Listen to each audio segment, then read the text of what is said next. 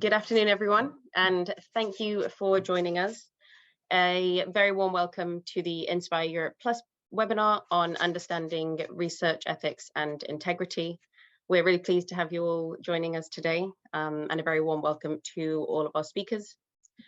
Today we'll be hearing from our three key speakers, and there will also be an opportunity for a Q&A at the end of the session.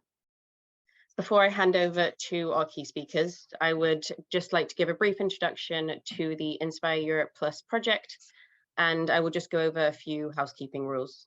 So my name is Lucia Sims. I am a Senior Fellowship Program Officer at Cara, the Council for At-Risk Academics.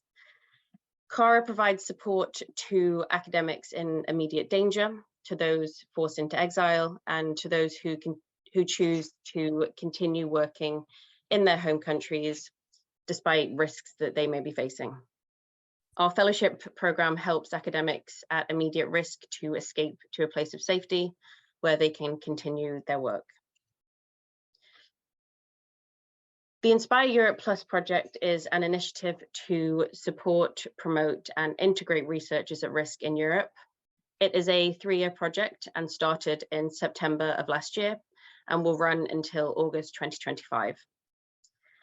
Inspireurope Plus is an EU-funded project involving 7 project partners. The lead partner is Scholars at Risk Europe, and you can see the other consortium members here on this slide. This particular webinar has been coordinated by Cara, and the project also has 3 associate partners, which you can see here on this slide. So what does the Inspireurope Plus project aim to do?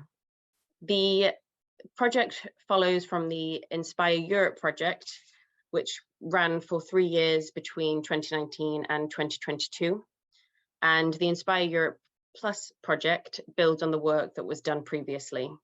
And the main aim is to strengthen and coordinate support for researchers at risk in Europe. Inspireurope Plus is based on the understanding that excellence in research is dependent upon free and open scientific debate and can only flourish through a diversity of perspectives and methodologies. Despite this, challenges to academic freedom and risks faced by individual researchers remain prevalent. In many countries and regions across the world, researchers face risks to their life, liberty, and research careers. When researchers and academic freedom are at risk, be that through discrimination, persecution, disaster, or violence, not only are individual lives and careers at risk, but the very future of research is also at stake. As a result, and in recognition of a shared commitment to excellence in research and to the principles of academic freedom that precede this, the Inspireurope Plus partners will coordinate activities across Europe to support researchers at risk for the duration of this project. This includes guidance through webinars and trainings, such as this webinar, building institutional capacity and preparedness for support, advising national level initiatives, informing European policy, and raising awareness to diversify support for researchers at risk in Europe. Today's webinar advances that work, focusing on the very important and relevant topic of research ethics and integrity for researchers at risk. I'm delighted to introduce our 3 key speakers for today's webinar. So we are joined by John Oates, who is Professor Emeritus of Development Psychology at the Open University. John has a wealth of experience in research ethics. To name a few of his roles, he is the lead for research ethics support and review guidance with United Kingdom Research Integrity Office. John is also an advisor to UKRIO and an ethics reviewer for the European Research Council. He is also a member of the British Psychological Society Ethics Committee and Research Ethics Reference Group. Jana was the first image integrity analyst at European Molecular Biology Organization Press, and she helped set up the program in 2011. She started her own business, Image Integrity, in 2015 and joined the Federation of European Biological Societies in 2017 as Image Data Integrity Analyst for the 4 journals at FEBS Press. Jana also works as a freelance consultant for Spring and Nature and the Royal Society. And our third speaker for today is Raheel Datiwala. Raheel currently resides in India as an independent social scientist and holds a master's and a DPhil in sociology from the University of Oxford. Previously a Cara and Scholars at Risk funded research fellow and tutor at the University of Oxford in the Department of Sociology and Nuffield College. Raheel has also worked at universities in the Netherlands and Australia, and formerly worked as a senior journalist with the Times of India for several years. Before I hand over to our first speaker for today, just a few housekeeping rules. So the chat function has been disabled, but as I mentioned, there will be a Q&A session at the end of the webinar. So you can raise any questions using the Q&A button, which you should be able to find at the bottom of your screen. If you don't wish your name to be seen, please do ensure that you click the Submit Anonymously button before submitting any questions. And we will also be sending a short survey following the webinar, which we would be most grateful if you could complete. So I will now hand over to John. The floor is yours. Thank you, Lucia, for that introduction. I think I'll go straight to my PowerPoint and slides and share those with you. Hope that's clear. Can I just have a hands up from someone? Thank you, that's great. So yes, Lucia, thank you for talking about various roles that I'm involved in. I'm just going to make a note of the time so I keep to time. Thank you. Yes, Lucia mentioned some of the things that I do. I just go mention some of those logos at the bottom of my first slide, reading from left to right. ProRes, I'll be saying a little bit more about, but this was quite a large scale project for the European Commission, working across Europe to seek sort of common principles and common framework for a really important aspect of research, which is the application and use of research in policy formation. And really a core element of that was ethics of data collection, analysis and dissemination, and integrity in research conduct. So I'll point to that in a bit more detail and give you a URL. For the Academy of Social Sciences, which is an association of virtually all the learned societies in the United Kingdom, myself and 3 other colleagues, academicians, led a project to seek common ground across all the social science disciplines in the UK. We thought possibly an impossible task, but we're quite keen to take on difficult tasks. And actually it resulted in a high degree of agreement. And the Academy now has a top level set of principles. And this was quite encouraging in terms of what I'll be talking later about the extent of agreement around what counts as ethics and integrity. And then for the British Psychological Society, I also lead our Code of Human Research Ethics. The Economic and Social Research Council, I was part of a working group of academics that contributed to the framework for research ethics. So I've had my finger in a number of pies in this area, and I'm particularly interested in the practicalities, if you like, of ethics and integrity and the way that that can be informed by principles. Now, so how different, how similar are ethics and integrity? Well, in this Venn diagram, I aim to show that they overlap. They're not the same, but they overlap. And in that center overlapping area, we're talking about honesty as a good. So it counts as an ethical practice. And there are other aspects of integrity which aren't necessarily in the moral zone. Ethics is much more in the realm of morals around doing good in the world. So, and I'm going to move on first of all to talk about integrity and then come back to ethics. But a lot of the things that I say about each are also in that overlapping zone. Now, I think I want to refer to particularly is a document that was published a few years ago in UK and was updated more recently, called the Concordat on Research Integrity. This fulfills quite an important role in UK research in that particularly higher education institutions, mainly universities, of course, and a couple of other research organizations are required to sign up to the Concordat as a condition, actually, of receiving their grant support from the government. And the Concordat also requires research organizations to report annually on how they manage research integrity. So this is quite an important document. I was involved not within the development of the Concordat, but actually as a bit of an adversary in the early stages, because the initial drafts of the Concordat before it was public was pointing primarily at researchers as the people to blame for breaches of integrity.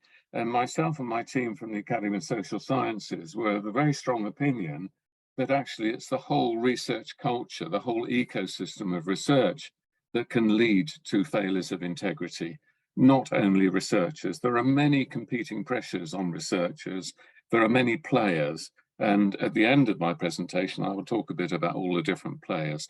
So luckily, we mounted a bit of a campaign, and that campaign was successful. And so there is much more of a recognition within this. But the Concordat is about upholding standards of rigor, they call it, and integrity, without actually saying what rigor means.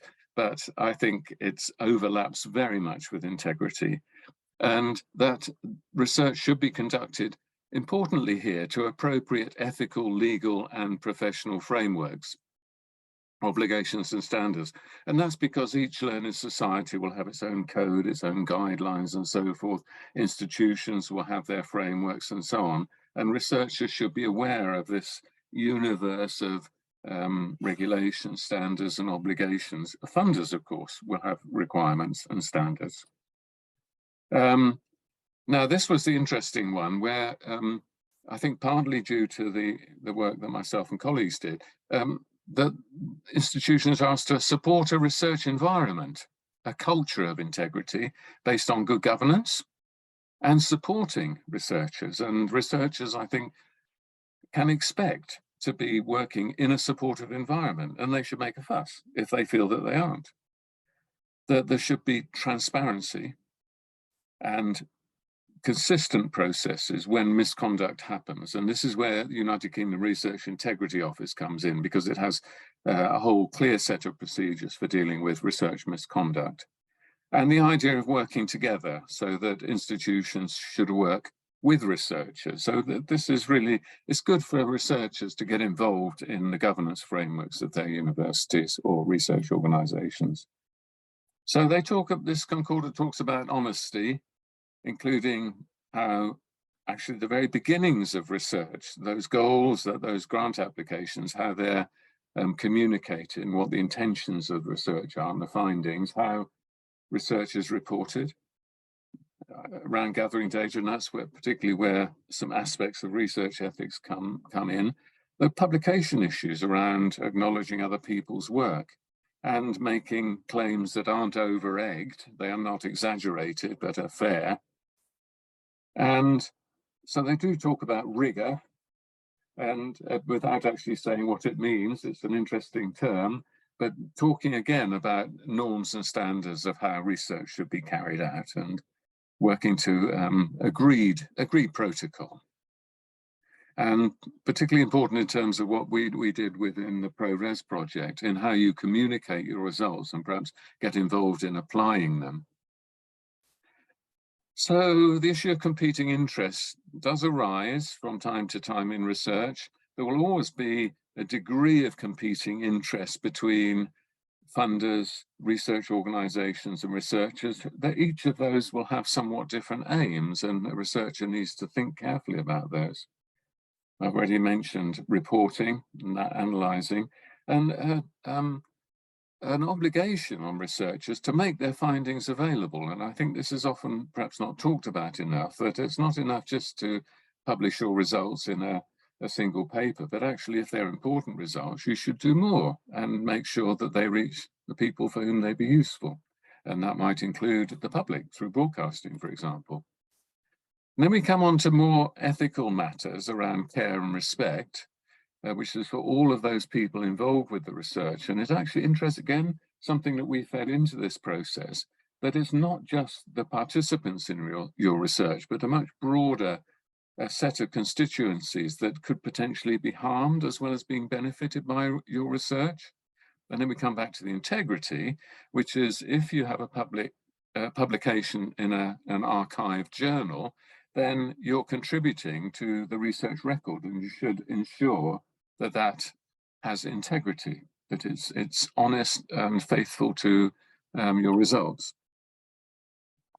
You need to be accountable to your funders and to your employers, your sponsors, and that means that you have to realize you have a responsibility to behave with integrity and ethics in relation to them, but also that as a researcher, you have a responsibility to call out behavior on the part of either your funder or your research organization if you feel that they're not meeting standards. That may be difficult to do, but it's actually mentioned in the Concordat. So that's the Concordat, and I tried to unpick there a whole set of aspects in which integrity is understood and communicated in the UK to researchers and to research organizations and funding organizations.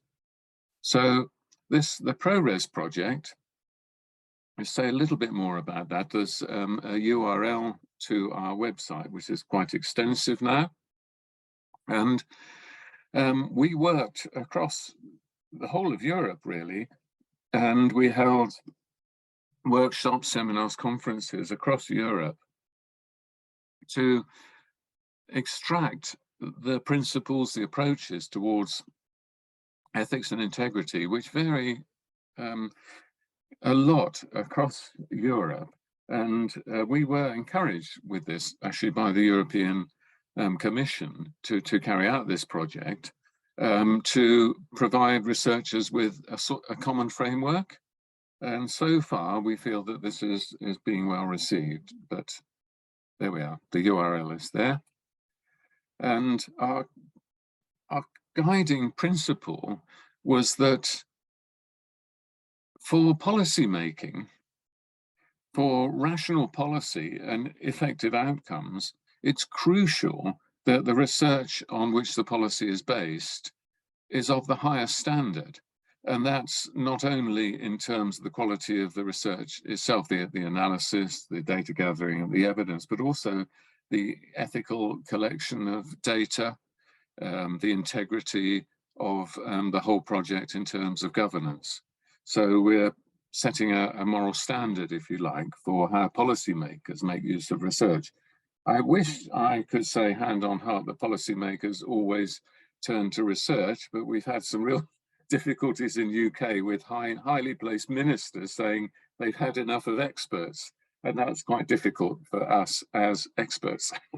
Although I must say I had a much better received meeting yesterday while I was working on a government project where they seemed to like experts, which was great.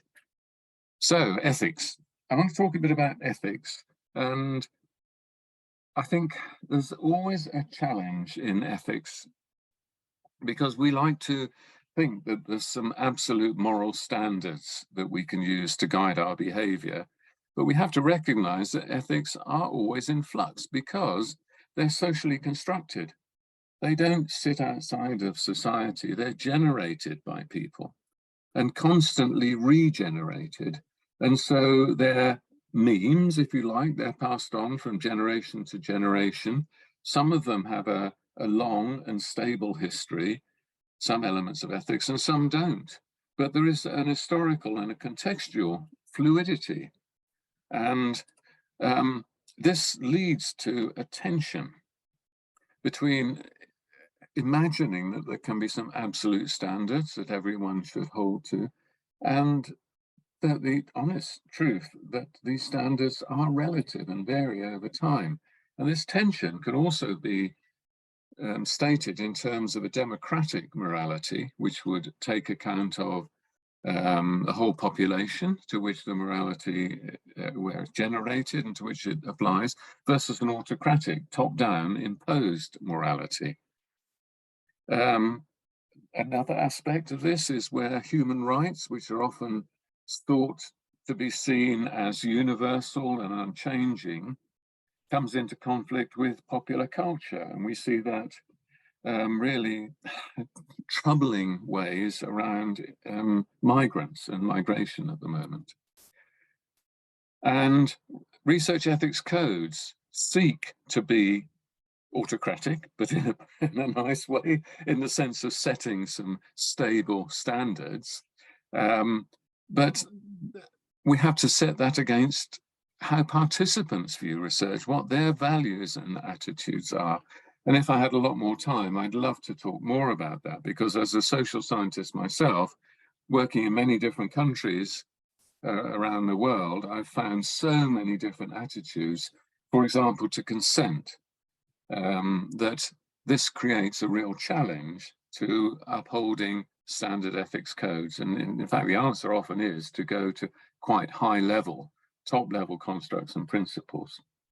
So I talked about the Economic and Social Research Council, and this statement I've already alluded to, that ethics is in flux, but I want to talk now a bit about the evolution of ethics. It started with medical ethics way back in Egyptian times, and one of the very first ethical codes was around for doctors, Hammurabi's code, and it was based on the law of Talion, or like for like. And part of it said, for example, if a doctor treats your eye and you become blind, then the surgeon's eye shall be put out. So this was the law of Talion, like for like, but it was the beginning of a medical ethics morality. And that's idea of patient protection and thinking about the immediate impact on a patient, a participant, has survived for a long time. But more recently, ethics and research ethics and social sciences started with just the focus on the participant. But more recently, it's become much broader. And we're thinking about all persons who are involved with the research and might be directly or even indirectly affected. So again, that's in the ESRC framework, and you can look at that in more detail. So what I've been talking about is a move from a narrow consequentialist model, so just looking at the participant, to a much broader consequentialist approach, and then to a deontological approach, which is appealing to principles and rules, not talking about individual cases and what you should do and what the consequences might be. This has been problematic because every research project has its own issues, and the move has been more recently towards an interest in virtue ethics, which I'm going to say a bit more about. And then, interestingly, newcomer to the field in recent decades, an ethics of care, very much based on the work of some feminist authors. So the challenge, as I've said, every new research project will present some novel ethics issues that detailed guidance or regulations cannot cover, but also, because of this, the autocracy versus democracy, public's values and attitudes shift. And there's nowhere is this more apparent, I think, than in social media, where privacy has been deeply challenged by the way social media has now changed the whole world of social communication.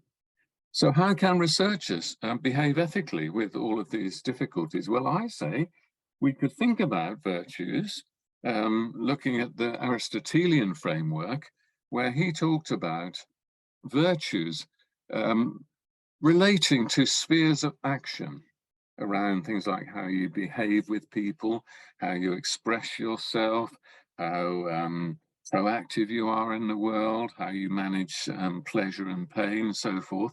And he talked about each of these spheres of action having either an excess, where you have too much of this particular virtue, as he called it, or too little, but the mean, the middle ground is what's important. I could go through all of this and it would take a long, long time. But let's just look at the first one. So fear and confidence is the sphere of action. The mean, the virtuous person, is courageous, is not cowardly, but is not rash. So that's the idea of the mean. And this can be applied, and has been applied by a researcher called McFarlane, to the various phases of the research cycle, arguing there are different virtues at each stage in the research cycle. And this table looks at, if you look at that middle column under virtue, you can see all these elements. They are ethical behaviors, showing courage in your research, being respectful, resolute when you're generating your findings, sincere when you're analyzing and presenting, and humility in your dissemination, and then being reflexive when you completed your research. And you can see there are excesses. So being over courageous, you're reckless, or further down, when you're disseminating, you might be too timid about disseminating your research findings. So this is a useful framework, and I would suggest, if you want to follow it up more, you could go to McFarlane. I've given you the reference there. Also I'm coming to the end now. I just wanted to say that the research cycle, as in that last slide, runs right through framing your research, right through to reflecting. And there is a tendency for institutions and indeed researchers to think about ethics review as being something that just happens once at the negotiating stage of research. It's preemptive and it's formal, and it just checks very early on that the research is going to be ethical. Well, that's not the case. That's not fair, really, because as I've suggested earlier, there are ethical issues all the way through the research process. And good ethics review processes now actually advise and educate researchers before they submit their formal review. They have procedures for reporting back, raising questions, giving advice, and indeed reviewing and auditing research projects once they've finished. I wanted to point out that the virtuous researcher doesn't just emerge fully formed. Indeed, Aristotle was very aware of that, and he said that virtuous people become virtuous by living with and being with virtuous people.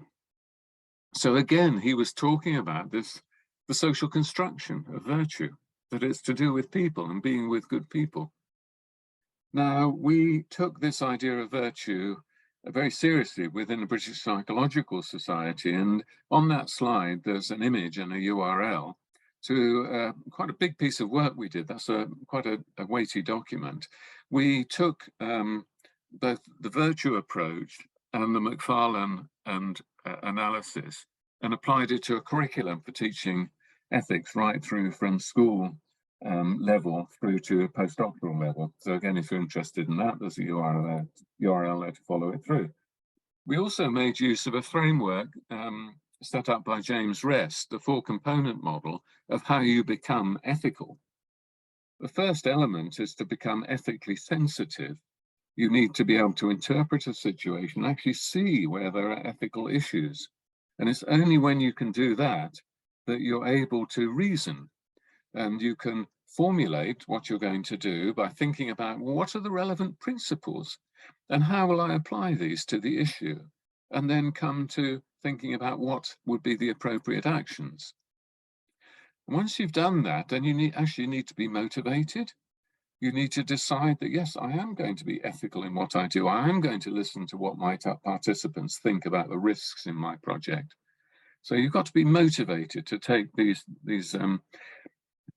how you've applied the principles. You've got to take that seriously.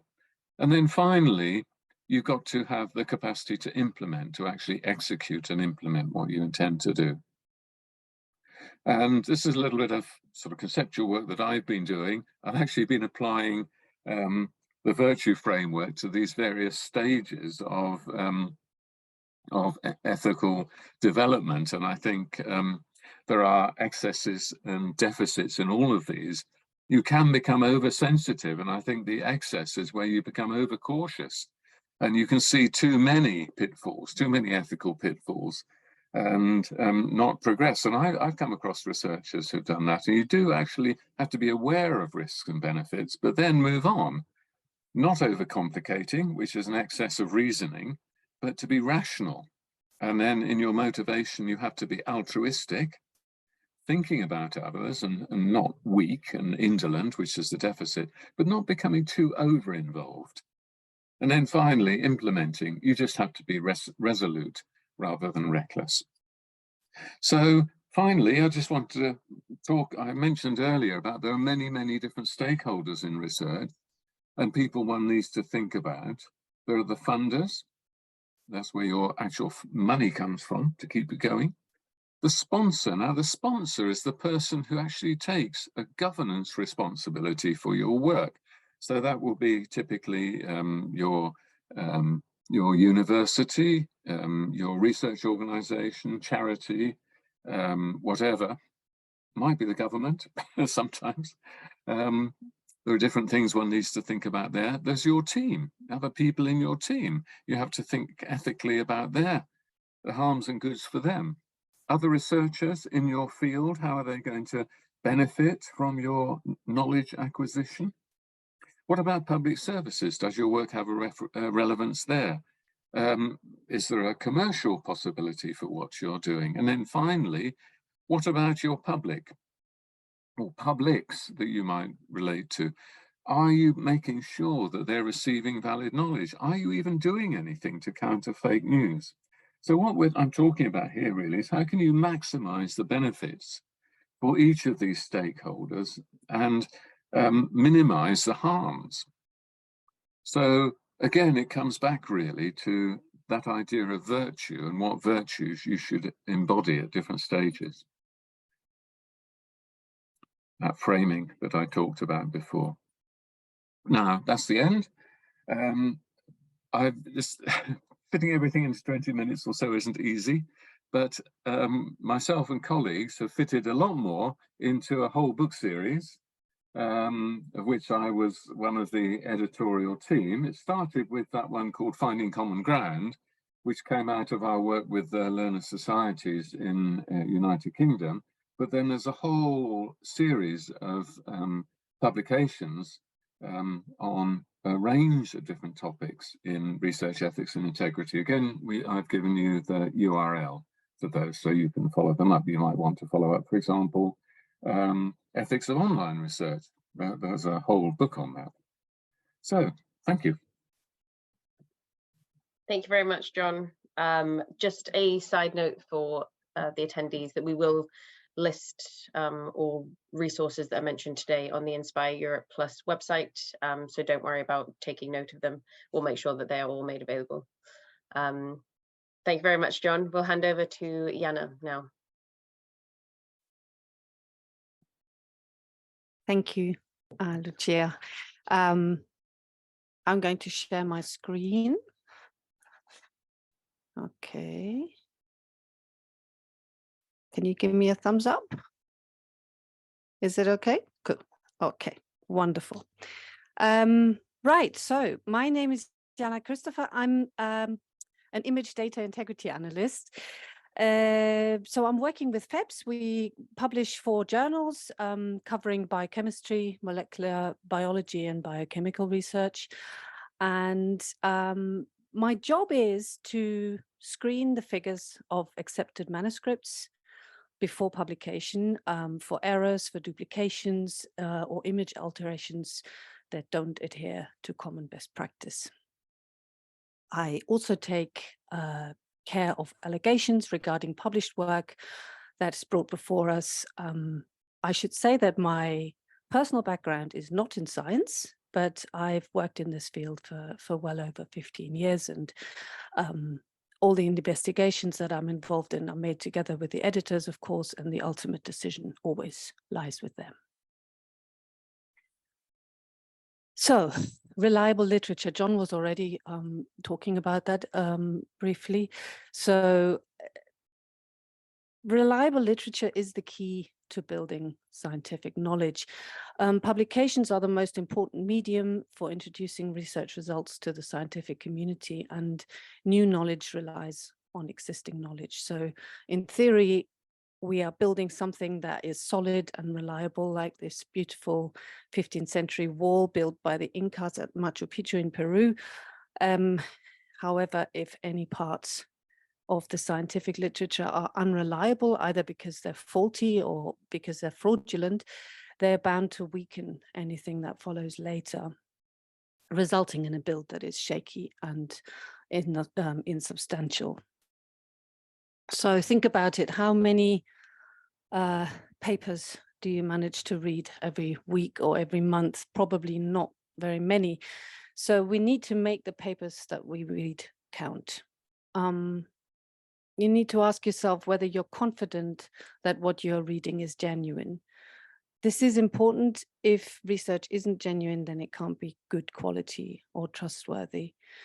And when we talk about features of trustworthy versus problematic research articles, you need to be aware of current issues in publication ethics. So my topics for this presentation are from my main field of work, image integrity. How do journals identify and respond to image integrity issues in publications? And if you're interested, I'm happy to give you some information on what you can do to avoid them yourself. I'm also going to talk about paper mills, and I will also talk a little bit about predatory publishers. So starting with image integrity, first of all, we need to remember that figures in scientific manuscripts are not just illustrations. They are data, and they must be treated as such, meaning that they must be acquired according to scientific standards, and the images must accurately represent what was observed experimentally. Digital images are, of course, very easy to falsify, and this is where the trouble starts. I work mainly in the biomedical field, so I see a lot of microscopy images and Western blots. I also look at photographs and some plots and graphs. Just notice, I don't know whether you can see this. I'll leave it there. Sorry. It's not moving. No, it is moving. Okay, sorry. The widely accepted estimate, based mainly on 2 studies by Elizabeth Bick, is that at least 4 to 6% of the published biomedical research papers have inappropriately duplicated images. There are plenty of additional problems to look out for, such as inappropriate processing, manipulations, images that are just simply not what they're labeled as. And then there's lots of indetectable errors that we'll never know about. So what we must remember is that image problems are a potential indicator for illegitimate scientific conduct, or at least of unreliable content. So conscientious journals will check for image integrity issues. And as authors, as readers, and as reviewers, we must be aware of reporting standards and common pitfalls in the presentation of image data. The problems I encounter are really diverse. So this is just a typical case of a duplication, which might happen due to a simple copy-paste error. But then when we look a little bit closer, and this is the kind of thing that I will do when I look at images, we might notice that there's more duplicates. So the rotations and the repositioning that we see here suggest that there was an attempt to disguise the duplications used in the image. But of course, you can never be sure of that. We always ask for raw data, and you have to sort of slowly try to edge your way forward to find out what actually happened. In this next example, figure 3 shows the same mouse for the control on day 0 and for the treated mouse on day 49 in figure 4, but in combination with a different sized tumor. So something went wrong here. Judging reasoning, intent, and motives requires knowledge of the experimental design and technical details. So interaction with the authors and often with the relevant research institutions are really very important here. Solving these issues can be really time-consuming and cumbersome, and is obviously much better if they're avoided in the first place. Many adjustments to visual data are made with an intent to beautify the image, meaning to present clear-cut, selected, or simplified data. And some alterations are clearly done to falsify.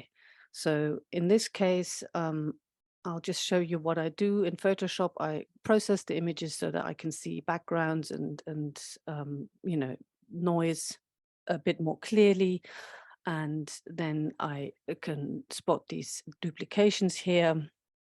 They are most likely results of the clone tool, and scientific image data should certainly never be touched with the clone tool. If that is detected, it will always raise a flag. I'm going to give you a very brief demonstration of how the clone tool works in action, not to give you a lesson in how to do this, but to make you realize how incredibly easy and tempting it is to use these digital tools to alter image data. So the clone tool copies pixels from a marked area and overwrites data in the target area so that a band can be replaced either with another band or with empty background. And make no mistake, this happens more often than we would like to believe. So this is really just to show you how easy it is. And I think you'll agree that this is no way of conducting or presenting research. Your X-ray showed a broken rib, but we fixed it in Photoshop. So bearing in mind that 4 to 6% of biochemical or biomedical papers contain inappropriate image duplications, I mostly check manuscripts at acceptance stage just prior to publication, and my stats show that the number of potentially problematic submissions is way higher than that. I raise concern in 25 to 35% of manuscripts, most of which can be clarified and fixed, and we're talking accepted manuscripts. But if the issues are too serious or compelling raw data is not available, then acceptance will be rescinded. And this happens for somewhere between 2 and 8% of the manuscripts that I check, depending on the journal. So why are these problems so frequent? There's many possible reasons to do with a general lack of knowledge of what's appropriate, of course. There may be a lack of supervision. Of course, there's massive pressure to present specific results, often in a limited amount of time. Bad record keeping and a failure to keep a copy of the original images and your raw data. Of course, negligence, sloppiness, people just being tired. There's also, I think, some amount of self-deception somewhere that can be detected. And then there's, of course, plain cheating, although this is very rare, but it does happen. So I just want to briefly mention this interesting research from Dan Ariely, who is a professor of psychology at Duke University. He described what he calls the what the hell effect. And this is basically the slippery slope issue. So it's this feeling that you get when you've already crossed ethical boundaries. and you feel that you've already failed your principles, then you might as well fail spectacularly. So I think the principle is that we kind of rationalize our behavior to some degree, so that it becomes okay to cheat a little bit and to still feel good about ourselves. And I think this is quite a common thing that happens to everyone in their normal life when you do it, when you're on a diet or something. But of course, it can also creep into areas where this really shouldn't be happening.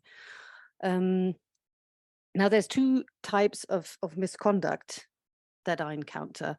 One is the individual misconduct, where a researcher might falsify their results for many possible reasons.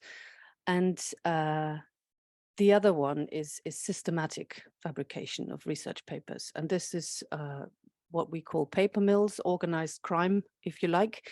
They're companies that produce and sell scientific papers at demand. So the data included in these papers are often falsified or fabricated, and images and other data might be sold to multiple authors to represent different experiments. Paper mills are a problem on a really large scale. We think that there are possibly hundreds of thousands of paper mill papers already published that need to be retracted.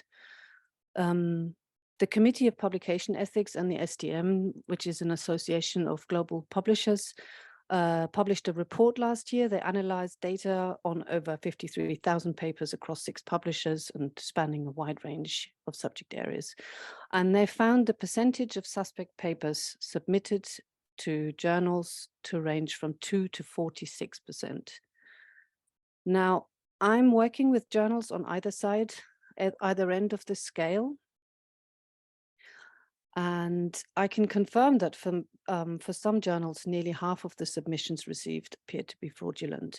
And it's a huge task to weed them all out at triage, especially as paper mill products are becoming more sophisticated and have started to use artificial intelligence to generate text and also images. So we became acutely aware of paper mills a few years ago, but it appears that they have existed for a long time, and they appear to be changing and developing their tactics all the time. So they really are a moving target.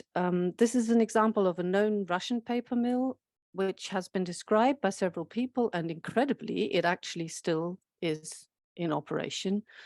This business offers authorship slots on papers that are ready for publications.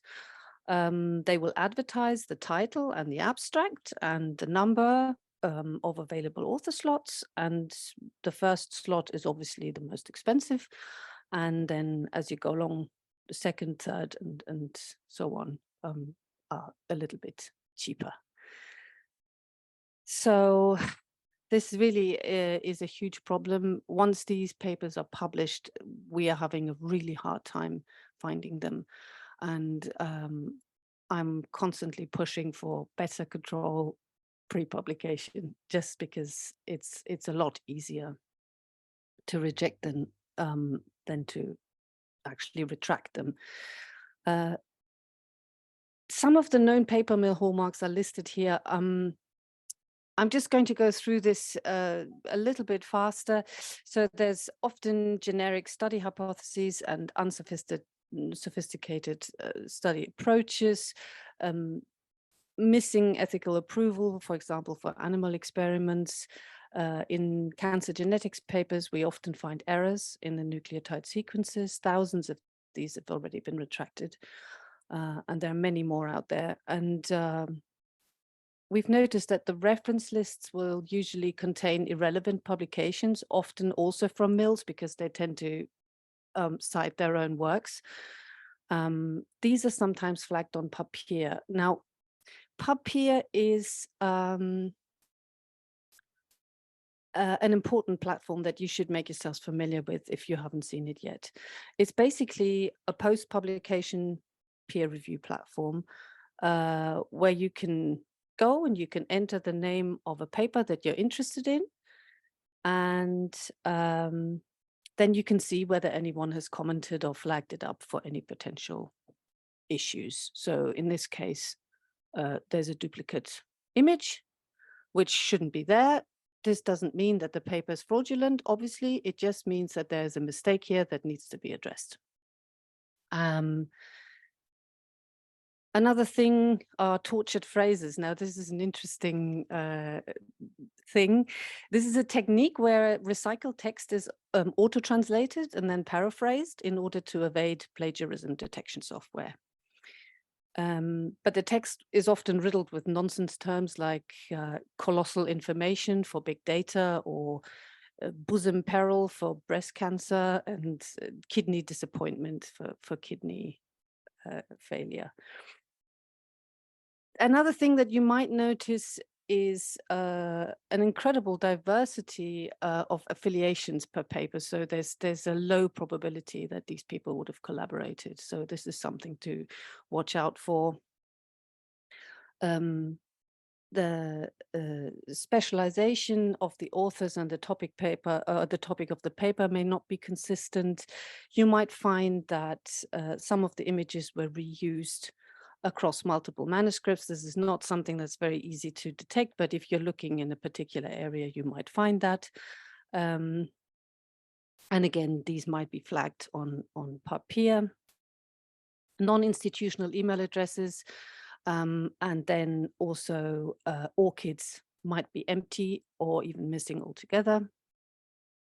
So these are all things that you can look out for. There are plenty of additional hallmarks that editorial offices can look out for, but they're difficult to spot for the average readership. So why do these paper mills exist? They manage to survive and make money because they fulfill a need. Physicians in China, for example, are a particular target market because they typically need to publish research articles to gain promotions. But they may not be trained or equipped to do any science. They might also be way too busy at the hospitals where they're working, and they might not have time to do science. But in August 2020, the Beijing Municipal Health Authority published this policy that an attending physician who wants to be promoted to deputy chief physician must have at least 2 first author papers published in professional index journals. And to become a chief physician, you need 3 papers. So these titles affect a physician's salary and authority, as well as the surgeries that they're allowed to perform. So publications are clearly the currency for a successful career, and the paper mill industry caters for this system and its unrealistic expectations.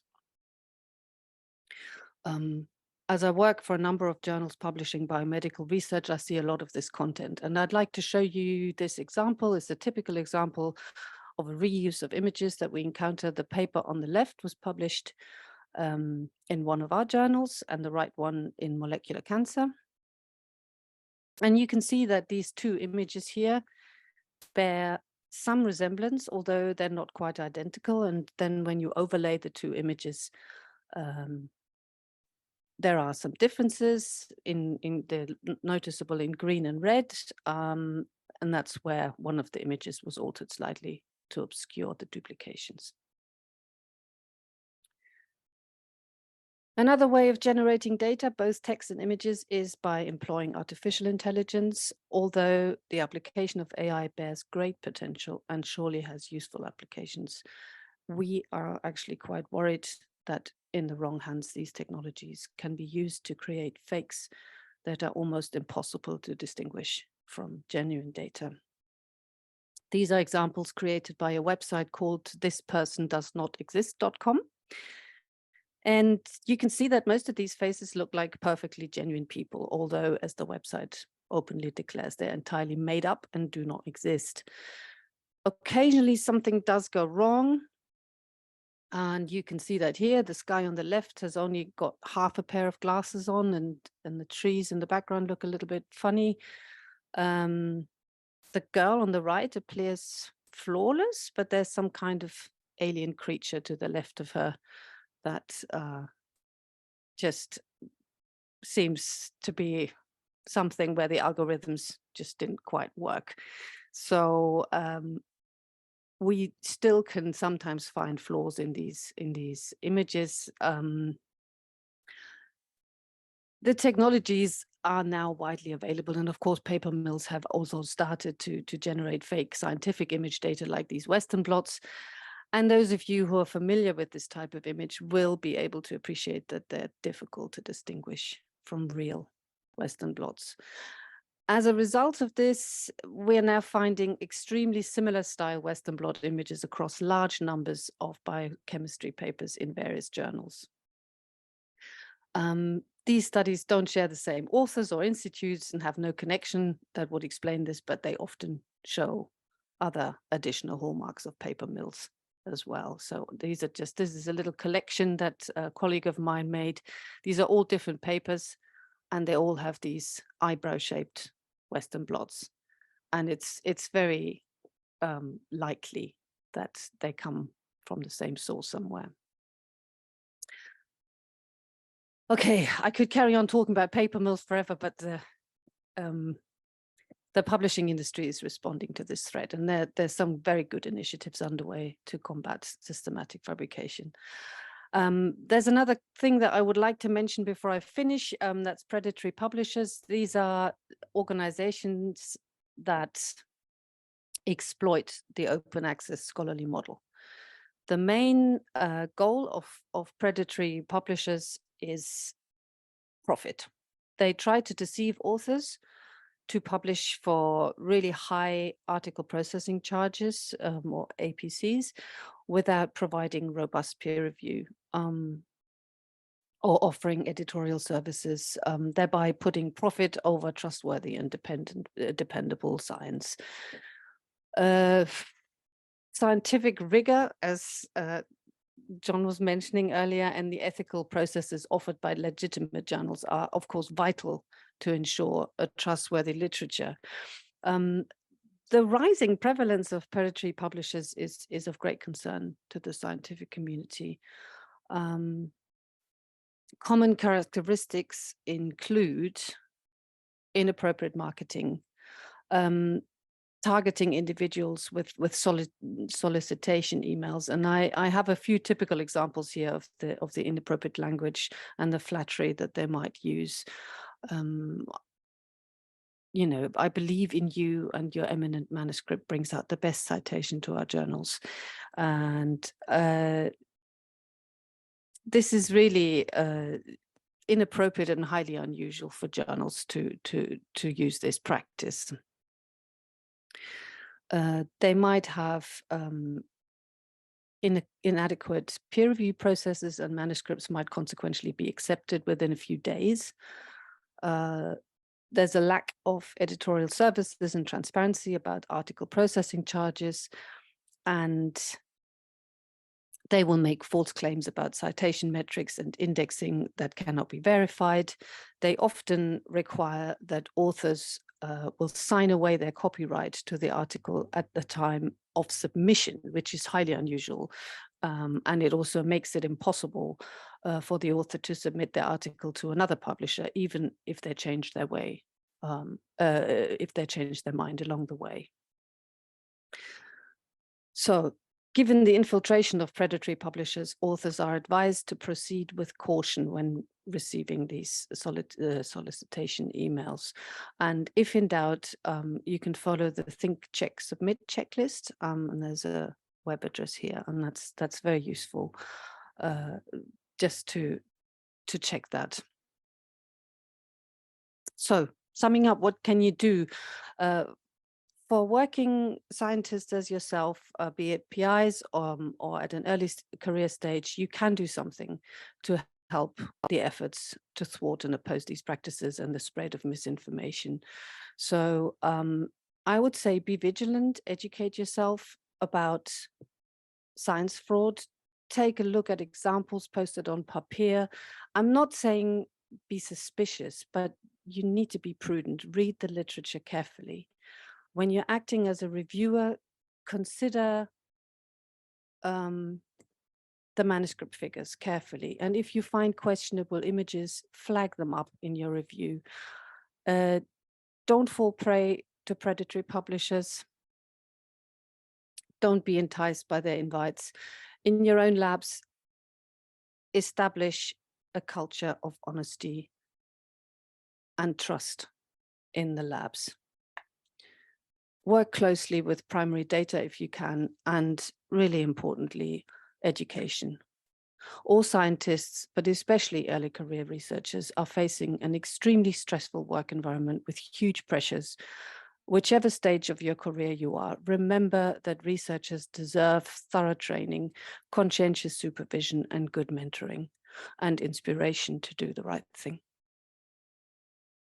And that's all from me. Thank you very much. Thank you, Jana. That was really great. Just another side note to the attendees, that the Q&A is open. Please do submit your questions that you may have, as we will be having a Q&A session once we've heard from Raheel. And if I have noticed that somebody has said that they have questions and they've raised their hand, as I've mentioned, the chat function has been disabled. So any questions you have, please do submit them using the Q&A button, and we will try and answer as many as possible when it comes to that. Thank you, Jana. We'll now move on to the third speaker for the day, Raheel. Thank you very much, Lucia. I hope I'm audible. Okay, thanks.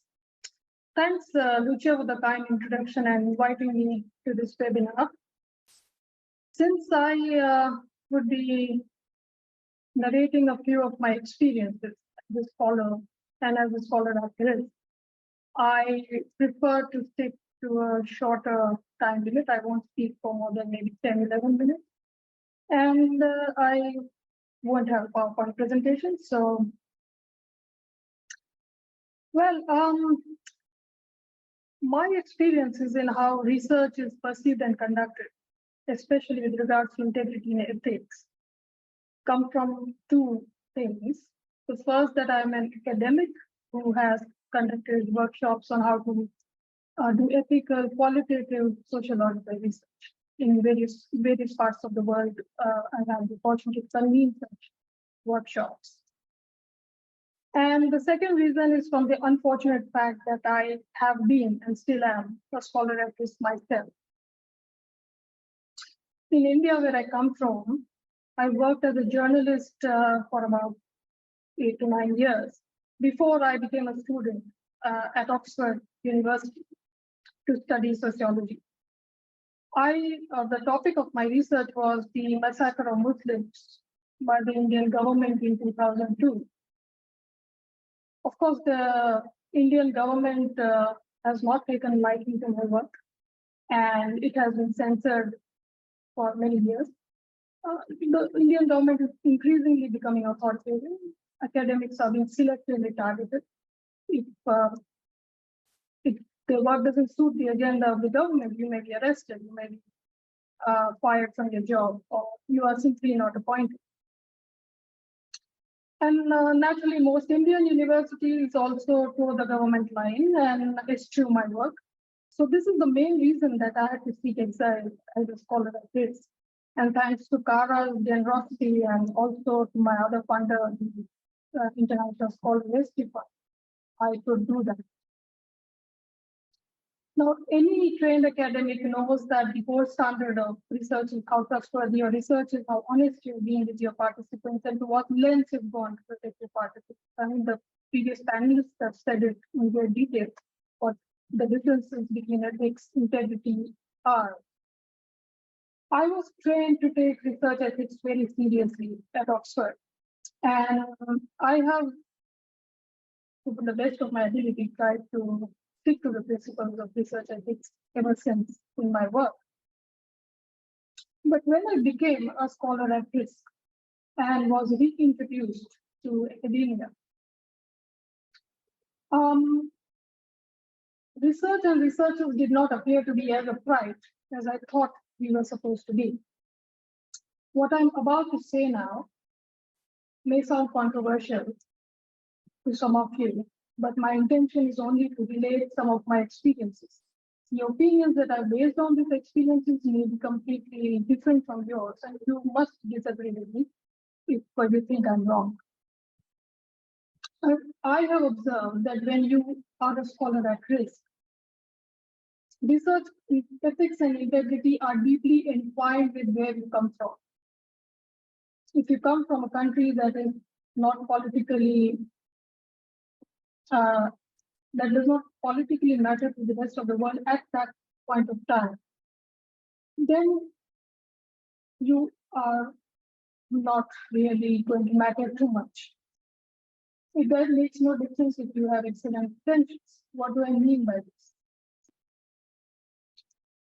Until the tragic war on Ukraine began, it was unleashed by Russia, and with all solidarity that we have for Ukrainians. I remember before that, hardly anyone, including those who hosted scholars at risk, did not know very well what that term meant, what it means to be a scholar at risk. Many academics I met in the past 3 years did not see much difference between a refugee and a scholar at risk. Some of them were also confused that a scholar at risk is somebody doing research. It is not the same thing. In other words, for many scholars at risk, you were in a charity situation and the research was not taken seriously. I remember meeting an Afghanistan academic posted in the Netherlands. He said that I must accept the fact that I will not be taken seriously, although I try my best to prove that my work is credible and ethical. If one day I get my country back, I will move back there. We had this correspondence after discovering that some of the most prestigious academic grants in the US, UK, and Europe had set aside special schemes for scholars at risk, but only from Ukraine. And we were very happy with that. We said, this is a great stuff. This is what we wanted. But it was a little heartbreaking, especially for my friend from Afghanistan. This country was also in tatters because of war, a war that was a product of Western politics, quite like Ukraine was. So in terms of ethical research, the point I'm trying to make is that it's only when a scholar is perceived as a serious research, then their ethical well-being becomes involved. Again, I must say that these are opinions based on my experiences, and there is no agenda that I have. I'm simply giving you an understanding of what I have gone through as a scholar and then as a scholar of this. I have several examples, but I'll give you a more recent one. These days, currently, I'm fighting a kind of battle with 2 academics who are not scholars at this. About 2 months ago, they decided to do a conference in their university in Europe on the topic of scholar at risk, which was a very commendable intention, and I fully supported that. To help them pitch the idea to the department, I wrote a note explaining the meaning and implications of being a scholar. To my surprise, I discovered that several paragraphs from the concept note were copy-pasted in a research proposal that eventually became a fully funded project for 1 year to study scholars at risk, with both the academics being the principal investigators. No acknowledgement was given to me and no consent was taken. For me, someone trained at Oxford, this was something not quite palatable. This was plagiarism and quite clearly unethical research practice according to me. But what disappointed me the most was that when I pointed this out, they said they thought this would not matter, probably because I did not have an institutional affiliation. I think my friend from Afghanistan was right when he said that the aid to scholars at risk is well-meaning, but it does little to change the situation of scholars at risk. He felt that even when an academic genuinely intends to help, there is a systemic bias in academia, which tends to eventually benefit only the not at-risk academics, with many touted as benefactors of their less privileged counterparts. I hate to sound negative, and I'm sorry if you think this is some sort of a rant. This was not my intention again. But this was simply a kind of, maybe some of you have also experienced much better experiences than I have. But I would like to end with on a positive note, with a suggestion. Tangible and positive suggestion, hopefully. I think it would be useful if organizations like Cara and Scholars at Risk Foundation and other organizations would give a brief orientation to research facilitators, host universities, to tell them what it means to be a scholar at risk. Can these host institutions ensure that we, scholars at risk, when we go all the way there, are informed about specific funding opportunities and job opportunities that are meant allocated for at-risk scholars? That would go a long way, I think, in preventing such struggles for future scholars. Thank you very much for letting me speak my mind. Thank you. Thank you very much, Raheel. And thank you to all the speakers for your time today. As mentioned, we will now have a Q&A session. We'll keep it quite brief, as I know that I know it's Friday and people won't want to be kept too long. But we have had a few questions come in, and I'm happy for any of the speakers to answer them as and when they come through. So the first question is, what might be the consequences for those using paper mills? Jana, I know you spoke about this, so perhaps you'd like to answer this one first. Yeah, that's a really good question. I'm not really sure. So it's quite difficult to get feedback when you contact an institution in China. So when we've had alleged authors who are affiliated, to a hospital somewhere in China, we try to contact the institute and make them aware of this, and you normally just receive very generic replies saying we're going to start an investigation, and then you never hear anything again.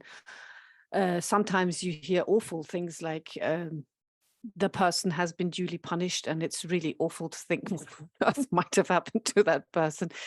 It's very hard to know. I really don't know for sure. Mm-hmm. But yeah, we do retract those papers, and they might end up in another journal somewhere. Even one after they've been retracted, they just get resubmitted somewhere else. So I don't know. Okay, thank you. We have another one that is directly for you, John. And this person has asked, what is the procedure for proving the violation of academic integrity in the UK? I don't know if you can answer this more broadly, and not necessarily just for the UK, but whether there is a procedure for proving violation of academic integrity. John, you're on mute, sorry.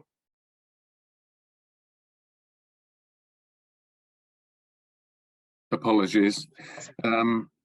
Yes, all universities will have some sort of procedure at the institutional level, and they will vary a bit from university to university. Other research organizations may or may not have procedures, but at top level in the UK and most universities, actually, I'm not sure if it's most, but a lot of universities subscribe to United Kingdom Research Integrity Office.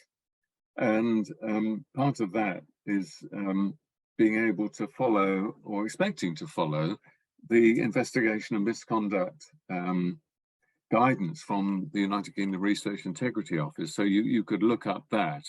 But basically, it's got a whole sequence of stages that it proposes one follows, which is at every stage documenting what is being done. So there's, for example, there's the initial stage, which is just receiving the allegations. Next stage is to investigate them. And then if that stage suggests that there is actually some possibility that there is a breach of integrity, then there's a full investigation stage and a decision on outcomes and reporting what actions should be taken. But then crucially that there is an appeal stage so that the persons concerned have an opportunity to question the findings of the disciplinary investigatory body. So that's a sort of outline of what the United Kingdom Research Integrity Office sets out. It's very detailed guidance, and I've been involved in cases myself where there have been allegations of misconduct. Some of them have gone right through to employment tribunals, so I've seen the whole thing all the way through. I hope that's a reasonably full answer for you. Yeah, that's a good answer, very detailed. Another question which has two parts to it. So the first part, perhaps John or Jana, you could answer, and then Raheel, maybe you could answer the follow-up question. So somebody said many researchers from the Global South only have non-institutional email addresses. Does this automatically raise questions? No, because we're aware of that. It can be really difficult. Sometimes they might have an institutional email address, but it's not reliable, and they might not get all the correspondence that's sent to it. So we are aware of that.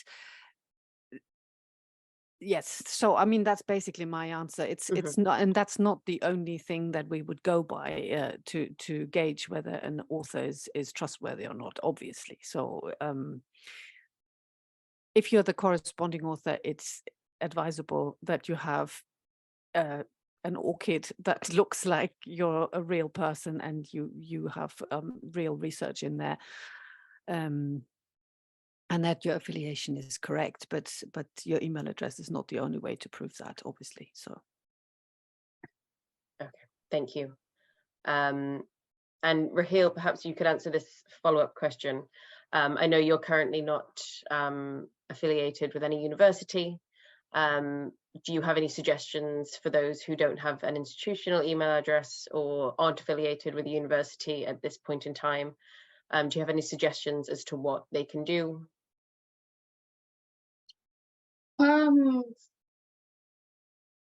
I would firstly agree with Jana that if you are a scholar at risk, you are unlikely to have an institutional affiliation.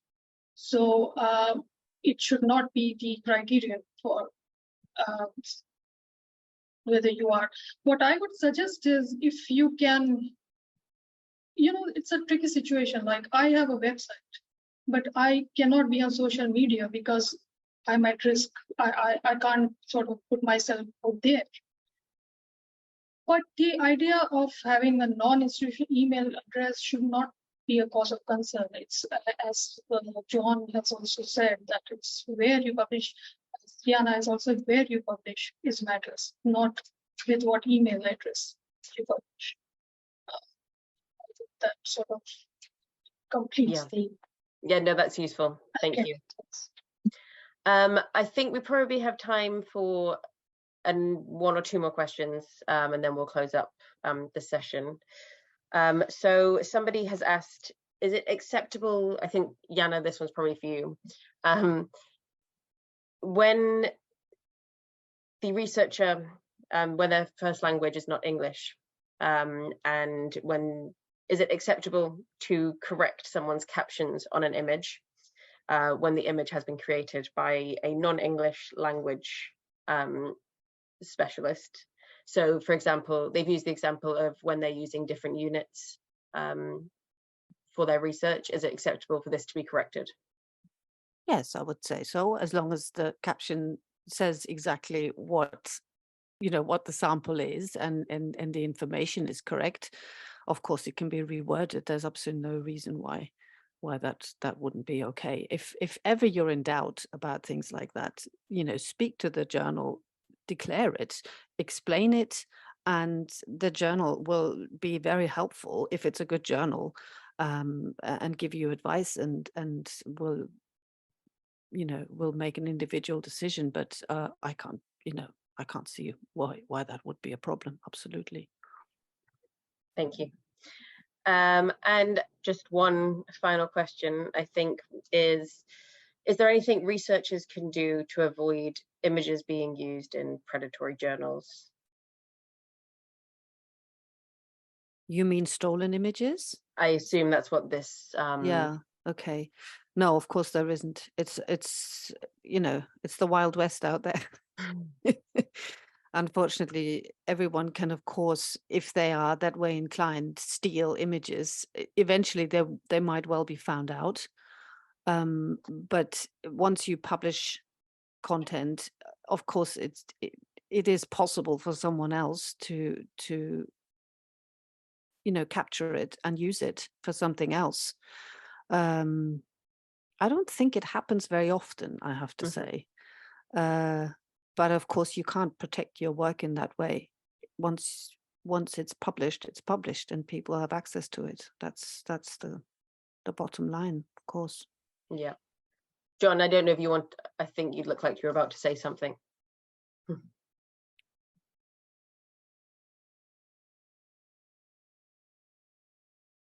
Sorry, my unmute button wasn't working. It started to work at last. Yeah, it's just I saw one other question, and I think it was possibly to me because it came in at 2:32, at least according to Greenwich Mean Time here.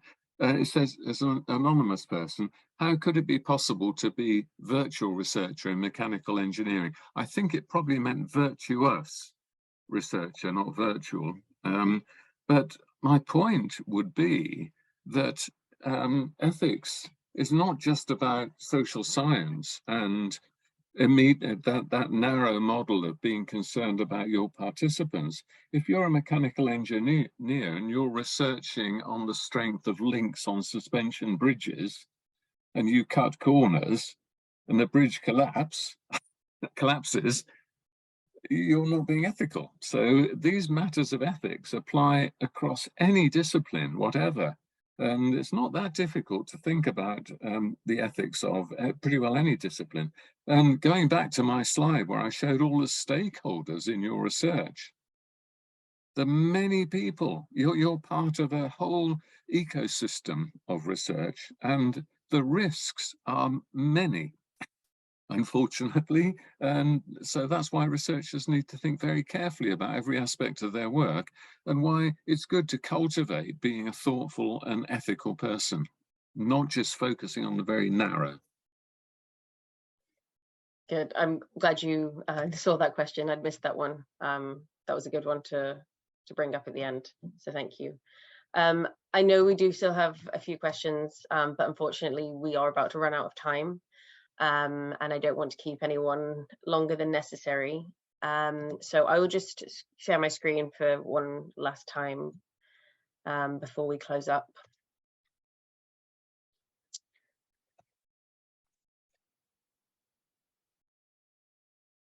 Okay, so just before we end the webinar, there's a number of ways that you can get involved and connect with the Inspireurope Plus project.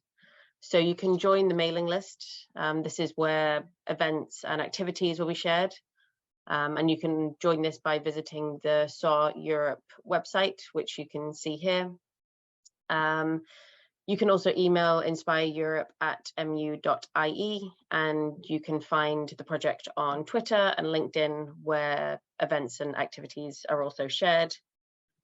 I just want to close today by thanking our 3 speakers. It's been a great webinar. I hope that the audience have enjoyed it and found it as interesting as I have. I'd like to thank you for taking the time and sharing your knowledge. It's been invaluable. But I would also like to thank the attendees for your time and for your questions. I know we weren't able to answer them all, but hopefully we got through a good amount. The presentations from today will be shared with the attendees, and we will try and make sure that all the resources that were mentioned throughout the webinar are listed on the Inspireurope Plus website. And for those who are registered for this webinar, you will receive a direct link to all of this via email. And as mentioned, we will also be sending out a very brief survey, which we'd be most grateful if you could complete next week. So yes, thank you so much to everyone for attending today, and I hope everyone has a lovely weekend. Thank you very much.